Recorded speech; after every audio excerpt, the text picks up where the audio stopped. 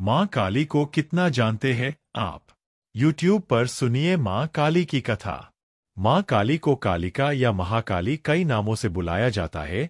देवी काली, माता पार्वती का ही काला स्वरूप है, जिनकी उत्पत्ति असुरों, दुष्टों और दानवों के संहार के लिए हुई थी। काली जी को शाक्त परंपरा की 10 महाविद्याओं में एक भी माना जाता है। माँ काली की पूजा तमाम हिंदू करते हैं, लेकिन बंगाल, ओडिशा और असम में माँ काली को विशेष तौर पर पूजा जाता है। माँ काली के नाम में ही उनके नाम का मतलब छिपा है। काली का मतलब है काल या समय से पैदा हुई। श्री दुर्गा सप्तशती के मुताबिक काली माँ की उत्पत्ति जगत जननी माँ अम्बा के ललाट से हुई थी। महाकाली जी का जो स्वरूप है वो भक्तों के लिए कल्याणकारी है और दैत्यों के लिए, दुष्टों के लिए विनाशकारी है। देवासुर जब संग्राम हुआ था उसमें दैत्यों का विनाश करने के लिए माँ दुर्गा ने अपने अनेक रूप धारण किए, और उन रूपों में जो है माँ ने अनेक दैत्यों का विनाश किया। उन दैत्यों में एक दैत्य था रक्तबीज। ज्यादातर तस्वीरों में माँ काली के चरणों में देवों के देव महादेव लेटे हुए दिखाई देते हैं। देवी काली के चरण भोले बाबा के सीने पर और जीभ बाहर की ओर होती है। लेकिन क्या आप जानते हैं आखिर क्यों भगवान शंकर माँ काली के चरणों के नीचे आ गए? क्यों माँ काली ने अपनी जीभ बाहर निकाल ली? दरअसल माँ काली की कई कथाओं में से एक है रक्तबीज नाम के एक दैत्य की कथा। दुर्गा सप्तशती के 8वें अध्याय में रक्तबीज वध का जिक्र है। दैत्य रक्तबीज को भगवान ब्रह्मा का वरदान था। युद्ध में अगर रक्तबीज के शरीर से एक भी खून की बूंद जमीन पर गिरेगी तो उससे नया रक्तबीज जन्म लेगा। रक्तबीज ने अपने इस वरदान का इस्तेमाल देवताओं में आतंक फैलाने के लिए करने लगा। आतंक इतना बढ़ गया कि दानवों और देवताओं में युद्ध हुआ। लेकिन जैसे जैसे रक्तबीज का खून जमीन पर गिरता गया, एक एक कर सैकड़ों दैत्य पैदा होते गए, इसलिए रक्तबीज को हराना नामुमकिन हो रहा था। इसके बाद देवताओं ने माँ काली की शरण ली। देवताओं की मदद के लिए माँ काली ने विकराल रूप धारण किया। माँ काली के हाथों में अस्त्र शस्त्र, एक हाथ में खप्पर और गले में खोपड़ियों की माला थी। माँ काली ने अपनी जीभ को लंबा किया और रक्तबीज की एक भी खून की बूंद को धरती पर नहीं गिरने दिया। काली माता ने दैत्य रक्तबीज का पूरा रक्त पी लिया, लेकिन उनके अंदर इतना गुस्सा आ गया कि देवता माँ काली को शांत करने में असमर्थ रहे। तब देवताओं ने भोलेनाथ से विनती की कि वो महाकाली को शांत कराए।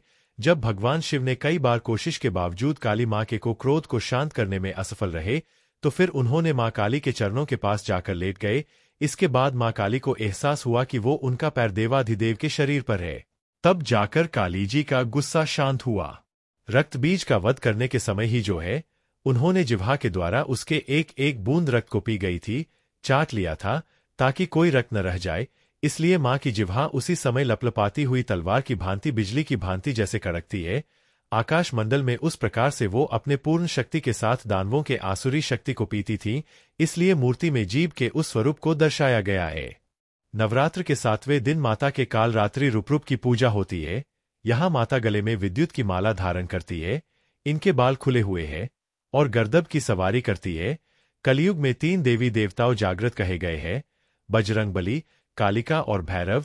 माता कालिका की उपासना जीवन में सुख, शांति, शक्ति, विद्या देने वाली बताई गई है।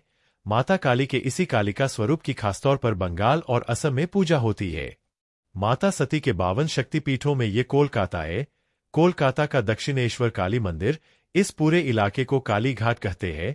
मान्यताओं के मुताबिक यहाँ सती के दाहिने पैर की 4 अंगुलियां गिरी थीं, और यही माँ काली के महान भक्त रहे रामकृष्ण परमहंस की आराध्य देवी माँ कालिका का निवास भी है। रामकृष्ण परमहंस ने खुद को माँ काली को समर्पित कर दिया था। उनकी दिलचस्पी सिर्फ काली जी में थी। जब वह उनके भीतर प्रबल होती तो वो आनंद विभोर हो जाते और नाचना गाना शुरू कर देते। जब वो थोड़े मंद होते और काली से उनका संपर्क टूट जाता तो वो किसी छोटे बच्चे की तरह रोना शुरू कर देते। परमहंस जी ने खुद कहा था कि मैं सिर्फ काली को चाहता हूँ, बस जैसे एक बच्चा अपनी माँ को चाहता है। रामकृष्ण परमहंस ने पूरी जीवन माँ काली के भक्त के तौर पर बिताया। उनके लिए देवी काली कोई देवी नहीं थी, वो एक जीवित हकीकत थी।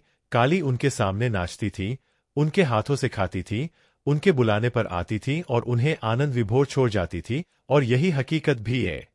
रामकृष्ण परमहंस जब बीमार पड़े तो उनके शिष्य स्वामी विवेकानंद ने उन्हें सलाह दी कहा कि काली माँ से रोग मुक्ति के लिए आप कह दे। जानते हैं इस पर रामकृष्ण परमहंस का क्या जवाब था? उन्होंने कहा कि इस तन पर माँ का अधिकार है, मैं क्या कहूँ, जो वो करेगी मेरे लिए अच्छा ही करेगी। 15 अगस्त 1886 में 3 बार माँ काली का नाम उच्चारण कर रामकृष्ण परमहंस समाधि में लीन हो गए। दरअसल रामकृष्ण परमहंस समझते थे उन्होंने माँ काली का हाथ नहीं पकड़ा हुआ है, बल्कि माँ काली ने उनका हाथ पकड़ा हुआ है। काली को तंत्र मंत्र की देवी भी कहा जाता है, तो उनमें शक्ति और बुराइयों से लड़ने वाली शक्ति भी है। उनके भगवान शिव के बाल स्वरूप के सामने उनके मातृरूप का भी बखान है। वो पार्वती का एक अंग है, तो शिव और शक्ति के करीब भी है। वो त्रिशूल से लेकर हंसुली और खड़ग जैसे कई शस्त्रों का इस्तेमाल करती है। माँ काली न सिर्फ भगवान शिव की शक्ति है, वो स्वामी विवेकानंद की भक्ति में भी है। स्वामी विवेकानंद जिंदगी भर माँ काली के परम उपासक रहे। माँ काली से स्वामी विवेकानंद की इस आसक्ति के पीछे की कहानी शायद आप नहीं जानते होंगे। युवावस्था में भी स्वामी विवेकानंद के पिता का देहांत हो गया था। परिवार में आर्थिक तंगी आई गई। तब पढ़ाई कर रहे नरेंद्र पर नौकरी का दबाव बढ़ गया। परेशान युवा नरेंद्र अपने गुरु रामकृष्ण परमहंस के पास पहुंचे।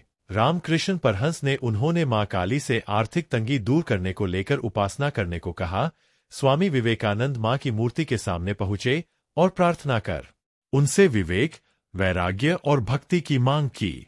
जब माँ की पूजा कर स्वामी विवेकानंद लौटे तो गुरु रामकृष्ण ने उनसे पूछा क्या माँ से आर्थिक तंगी दूर करने की प्रार्थना की, तो उन्होंने जवाब दिया नहीं। गुरु ने उन्हें 3 बार भेजा और हर बार युवा नरेंद्र ने यही किया। इसके बाद गुरु रामकृष्ण परमहंस ने उन्हें आशीर्वाद दिया कि कभी खाने और कपड़े की कमी न हो, और हुआ भी ऐसा ही। वीडियो पसंद आई हो तो लाइक करें, सब्सक्राइब करें। राधे राधे।